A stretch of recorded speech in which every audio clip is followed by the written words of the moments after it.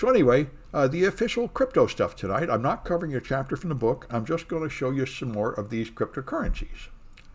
Oh, Twitch is ready for more. Well, I imagine I don't could be. Yeah, Twitch got hacked. You're right. Twitch got hacked. That's right. About a week or two ago, my stream I was like 10 minutes late with my stream because the Twitch got hacked and they changed the API keys and everything. Yes, now would be a good time for Twitch to I, in fact, had two-factor authentication on my account, so I didn't have to change my password. But yeah, good point. Twitch is probably ready for more security. Anyway, what tonight I'm going to do is just demonstrate some more cryptocurrency projects, because I've got a lot of them, and it's not covered by the book, of course, but this is more smart contract security. So let's see, Tom Brady gifted a Bitcoin to a fan who returned the football. Yeah, I heard about that. Yeah, well, yeah. Yes. There's certainly a lot ridiculous about cryptocurrency, and you can make a lot of jokes about it. I understand that. Anyway, I'm going to do a few more of these blockchain attacks, which are interesting. So I'll start with 353, which is the Reentrancy Attack, and this is probably the most important one. The Reentrancy Attack is the attack that was most famous. In the beginning, there was Bitcoin. No, I think Steve Colbert still makes a nightly joke show. I see it on YouTube and stuff now and then. Anyway, it's the guy before him that quit and then came back. Anyway, so first there was Bitcoin, which only put money on the blockchain. And then came Ethereum, which was designed to let you put programs on the blockchain. So in addition to just financial balances, you could have data and instructions. And then when the next block was mined, it would process those instructions and change the data. So now you can do processing on the blockchain. And the purpose of this was so you could run businesses on the blockchain. And the point of this was you could have decentralized businesses so they did not live in any country and they were not subject to any laws or any financial regulations because they don't live in any country and there is no board of directors and there is no CEO. It's just a program running on the blockchain. This is the whole money without the government idea. And they trumpeted this for years, and people invested like crazy in Ethereum because they believed in this dream that this would be wonderful to have companies running with no more government or laws or anything.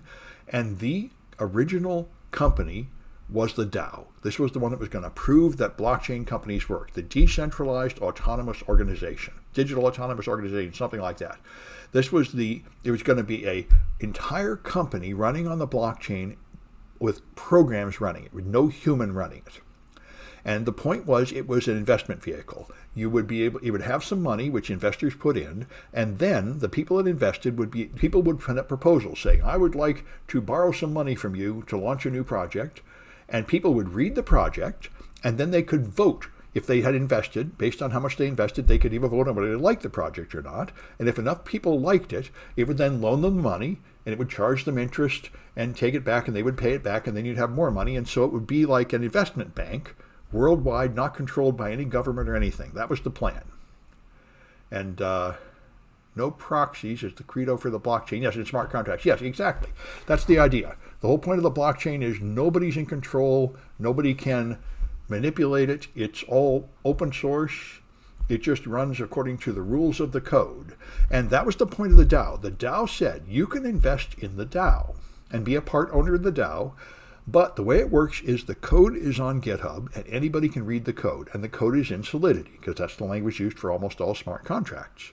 And they said if you invest in the DAO, you are really investing in that Solidity code. And it is therefore your duty for due diligence to audit that code. Now, there are also white papers and PDFs and news articles and everything describing the DAO, and you can read that if you like. But if it should happen that some of those descriptive articles in English are wrong, what really matters is the code. You are investing in the code, and the company will run by the code. And if it turns out that claims made in all the descriptive documents are not exactly what's in the code is what you've really bought. And you cannot complain or sue or get your money back or anything if the written explanation documents do not match the code. The code is what you're buying. But of course, who can audit code? Very few people.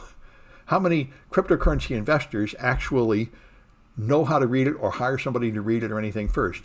So what happened is, yes, of course, it got hacked. Now, Ethereum was created first. Ethereum was already there. And the Ethereum blockchain was designed for this purpose. But when the DAO was created, it was created by different people, and Ethereum took no responsibility for the DAO.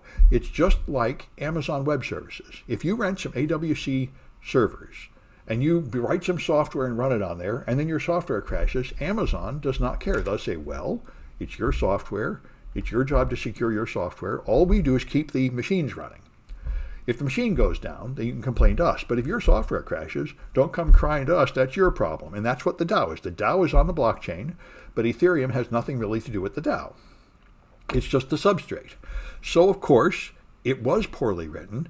It did get hacked. There were $100 million in the DAO, and $30 million got stolen within like the first week. And that caused a huge scandal. And then that was the black hat hacker stole $30 million of the DAO. Then the DAO people went to the Ethereum blockchain people and said, you have to roll back the blockchain for a month and have a do-over so we can get our money back. And they said, are you out of your mind? We're not going to do that.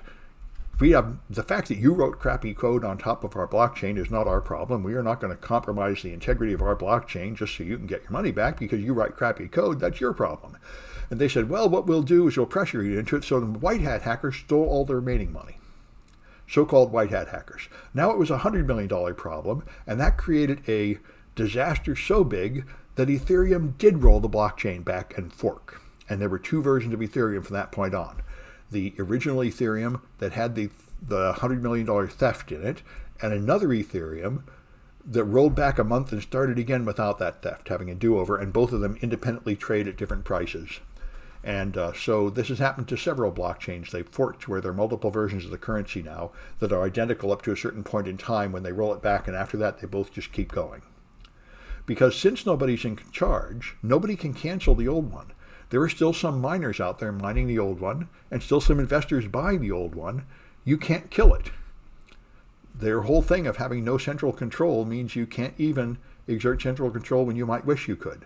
Like when they have an Ethereum improvement proposal or a Bitcoin improvement proposal, they want to change the mathematics of the blockchain to fix a defect. They announce it, they try to convince everybody to go, but if not all the miners choose to update their software, they can't make that happen, and you can end up with a fork where there are two blockchains going forward.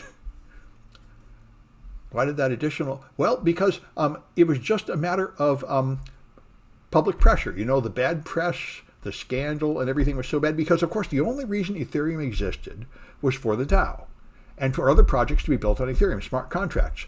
So when the DAO completely collapsed and all the money was stolen, that was a black eye for Ethereum. The only reason anybody cared about Ethereum was so you could run these smart contracts. If the smart contracts are horrible and just get hacked, then you might as well just stick with Bitcoin. There's no reason for Ethereum to exist. So, you know, that by creating a big enough disaster, it was a big enough scandal that they decided it was a problem for the Ethereum blockchain. As an analogy, I'm sure you could do the same thing on Amazon. If you manage to get all the servers on Amazon hacked, then Amazon might even regard that as a problem for their business model, you know, even if it wasn't exactly their software. It certainly happened to Microsoft. I mean, people infected Windows with stuff that Microsoft did not write until Microsoft decided they had to upgrade their product because of other people's code making trouble on it. Anyway, so, let me turn that beeper off. I can find it. Here, beeper. There we go. All right.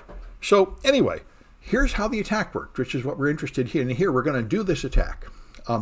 So, what happens in the DAO, this is bloody insane. Now that I understand it more, I have even more contempt for it, which is what tends to happen with all cryptocurrency products. So, what happened here, when you pay, so in the DAO, you could make a subcontract. You could get an approved loan from the DAO and put up a business.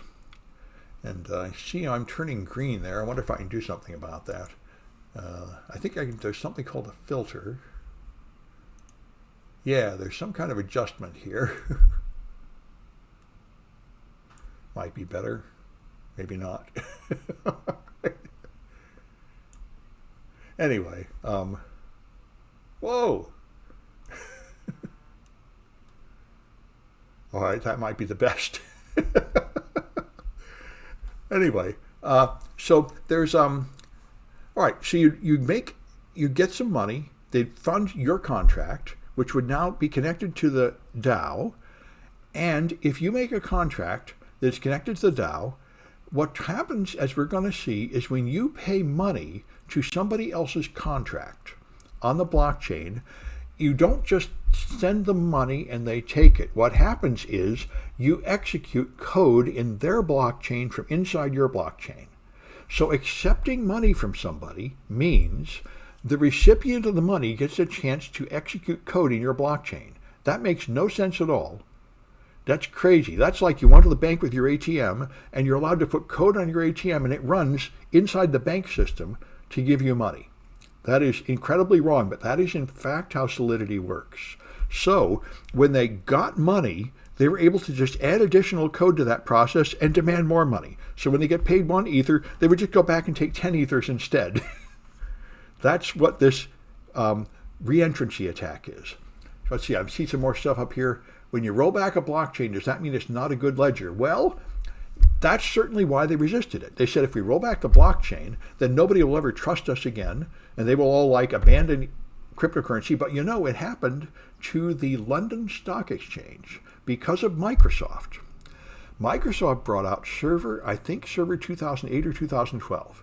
And Microsoft said, our server is finally so good, it's as good as Unix. And the London Stock Exchange had always run on Unix. And they convinced them to use Windows.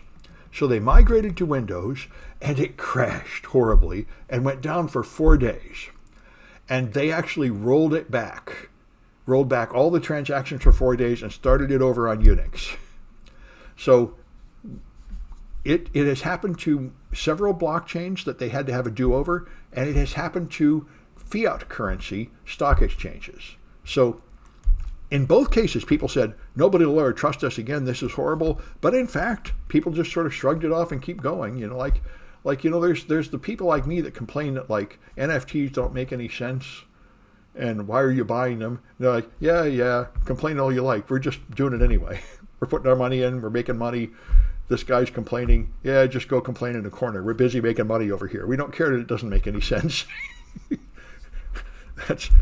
So, whenever I try to say that, cryptocurrency is crap and real money is better, the cryptocurrency people point out all the disasters there's been at real banks and real money that make it look pretty awful too, and they've kind of got a point. Anyway, so we're going to do this one. So let me, this is the Reentrancy Attack. And I just mentioned it is the original attack that wiped out the DAO. So let me get rid of this stuff and find here we are. So I use Chrome. I've tried using other browsers. Chrome seems to be the only one where this really works best.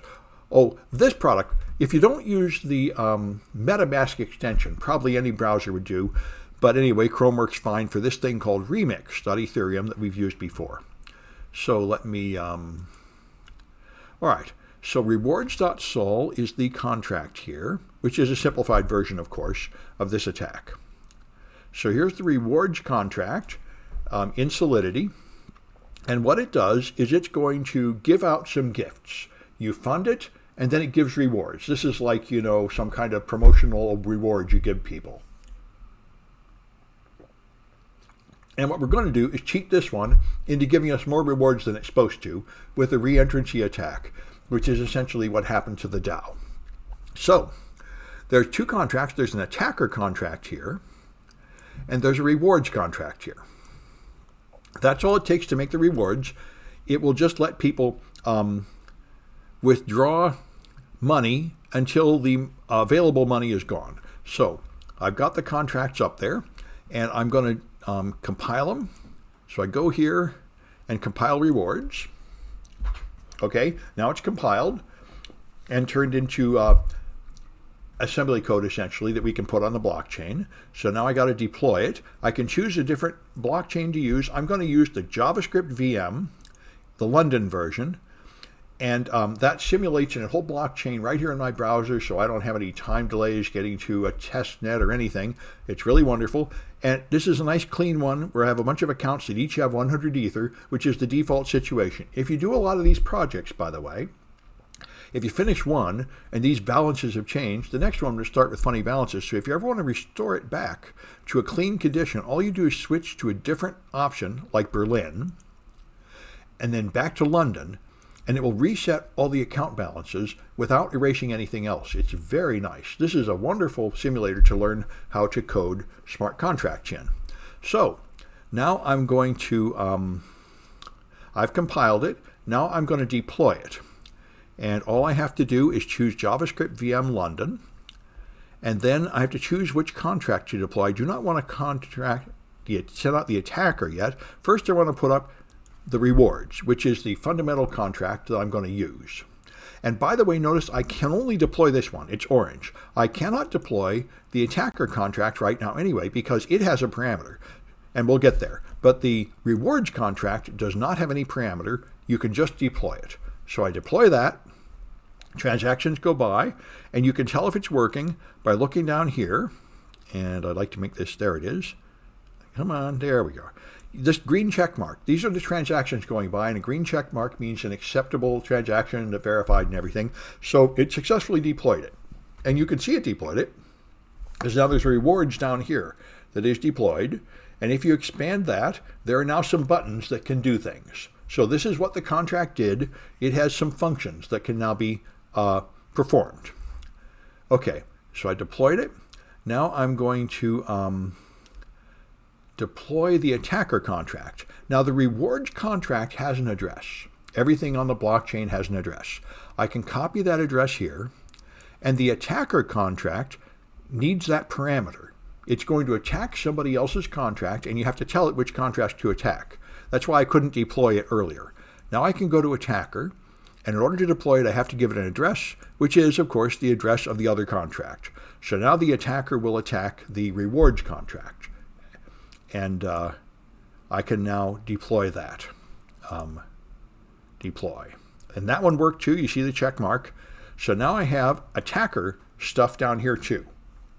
So I got some actions that the rewards contract can do, and I have some other actions that the attacker contract can do. So first we got to fund the rewards contract. So we're going to need to put some ether in the rewards contract for it to hand out. So I'm going to give them 20 ether, give it 20, and then move this to ether. It starts in way, which is some ridiculously tiny amount, like 10 to the minus 18 ether. We're going to give it 20 ether because I got a balance of 100 in each of these accounts, so I can afford to put 20 in. So I'm going to deposit that in this contract. That check mark tells me that this transaction worked, and my balance fell down from 100 to 80 ether, so 20 ether went somewhere, and I can tell where it went with the get balance button.